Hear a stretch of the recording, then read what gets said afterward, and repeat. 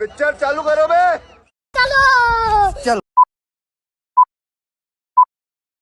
उत्तर प्रदेश से हैं, राजकुमार भाटी जी भी उत्तर प्रदेश से हैं। इन्हें बता दीजिए रासलीला में, नाच गाना में क्या फर्क होता है, और खड़गे जी ने जो कहा और जिसे अमित शाह जी ने उठाया, उसमें दोनों में क्या फर्क है। शायद हिंदी को समझने में, शायद भाषा को समझने में या भाव को समझने में कहीं ना कहीं हाथ। अरे मैं क्या बताऊं, मैं क्या बताऊं, मैं क्या बताऊं। तंग हो गया है राजकुमार भाटी जी का। आप शायद म्यूट पर हैं। नविका जी, भाटी जी का हाथ वगैरह कतई तंग नहीं है। बहुत पढ़े लिखे विद्वान व्यक्ति हैं और आमतौर पर ऐसी गलती करते नहीं। आज लेकिन सचमुच मुझे अच्छा नहीं लग रहा है कि जब आप इनडिफेंसिबल को डिफेंस करने की कोशिश करते हैं तो ऐसी गलती होती है। अब पहले इसी की बात कर लेते हैं, क्योंकि नाच गाने पर बोल दिया। अब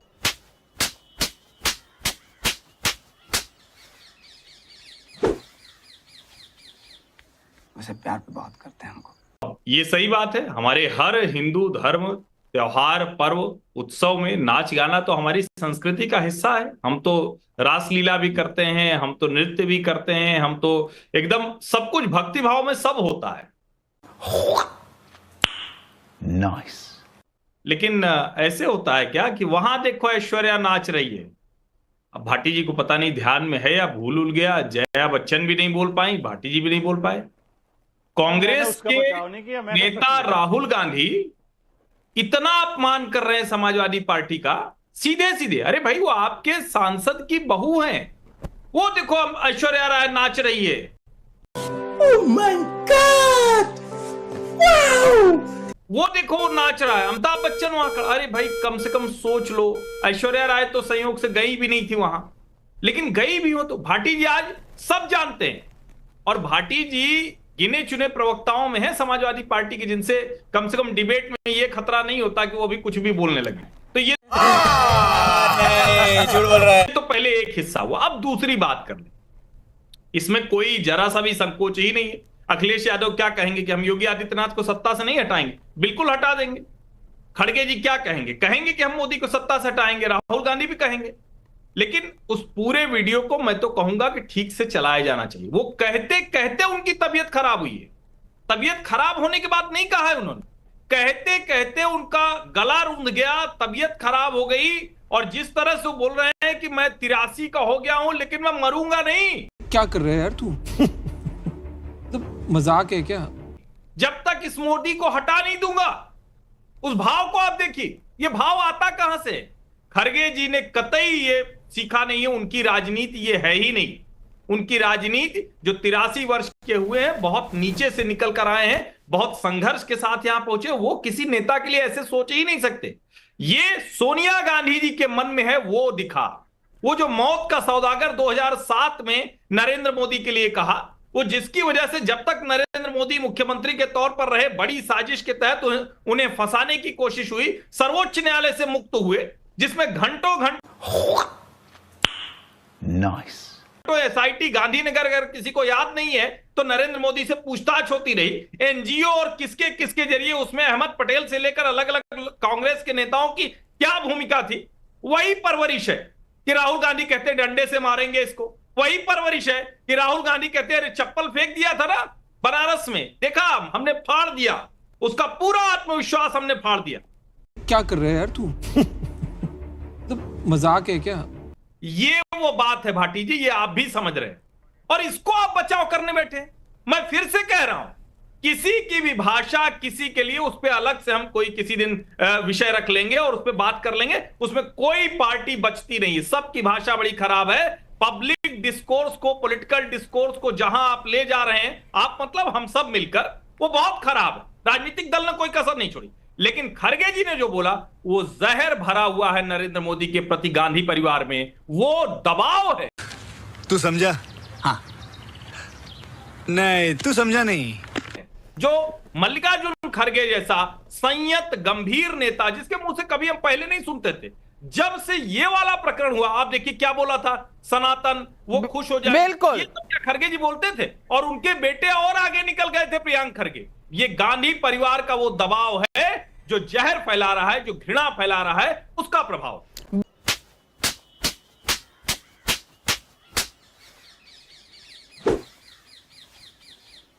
वैसे प्यार भी बहुत करते हैं हमको। बिल्कुल, और पहले भी उन्होंने कहा है रावण जैसे 10 सर हैं आपके, और तमाम चीजें, झूठ के सौदागर हैं, झूठों के सरदार हैं आप, क्या क्या नहीं कहा है। लेकिन प्रधानमंत्री नरेंद्र मोदी ने क्या कहा वो भी मैं आपको सुनाना चाहती हूं, क्योंकि तहसीन पूनावाला जी और विवेक श्रीवास्तव जी आपको गौर फरमाना चाहिए ये बयान जो नरेंद्र मोदी जी प्रधानमंत्री जी ने खड़गे जी के लिए कहा और उनके दलित होने पर। सुनिए। कांग्रेस सिर्फ और सिर्फ एक परिवार की गुलाम होकर रह गई है। कल मैं जयपुर में रोड शो कर रहा था, तो वहां बड़े बड़े होर्डिंग लगे थे कांग्रेस के चुनाव के। उसमें कांग्रेस के एक एमपी की तस्वीर थी, लेकिन कांग्रेस के अध्यक्ष जो दलित है और 40-50 साल का संसदीय जीवन का अनुभव है, कांग्रेस में सबसे सीनियर कुनबे में से एक है, उनकी फोटो नजर नहीं आ रही है।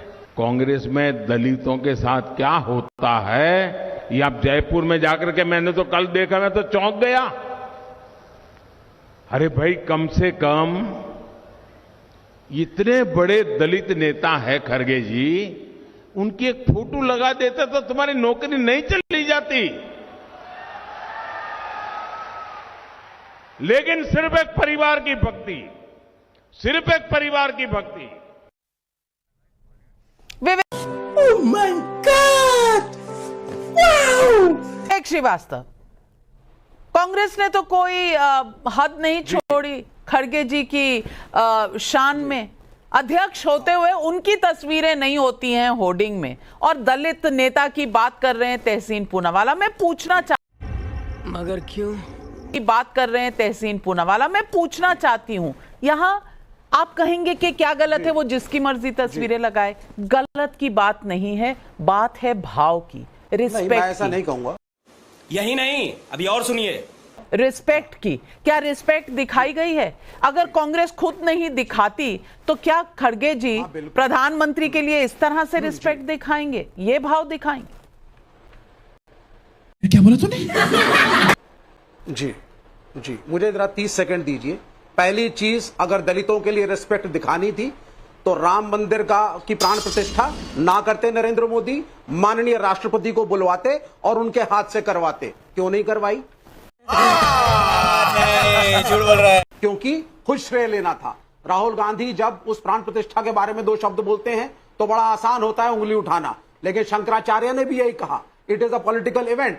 शंकराचार्य खुद वहां पे नहीं गए, और क्यों नहीं गए मैं बताता हूं। 2022 के अंदर महाकालेश्वर के मंदिर में जब रणवीर कपूर और आलिया भट्ट आयन के साथ गए थे तो उनको इसी बजरंग दल और भाजपा के लोगों ने रोका। बोला, रणवीर जी आपने तो स्टेटमेंट दिया था मैं पेशावर से हूं and I love to eat beef. आपके पिता ऋषि कपूर भी कहते हैं I love to eat beef, लेकिन ओह माय गॉड, वाओ! जब प्राण प्रतिष्ठा हुई राम मंदिर में तो सबसे आगे आलिया भट्ट। हर्षवर्धन त्रिपाठी जी ने तो आलिया भट्ट की एक फोटो भी लगा रखी है घर में। कहते हैं साहब रोज सुबह नमस्कार करता हूं तो मुझे राम भक्ति की प्रेरणा मिलती है।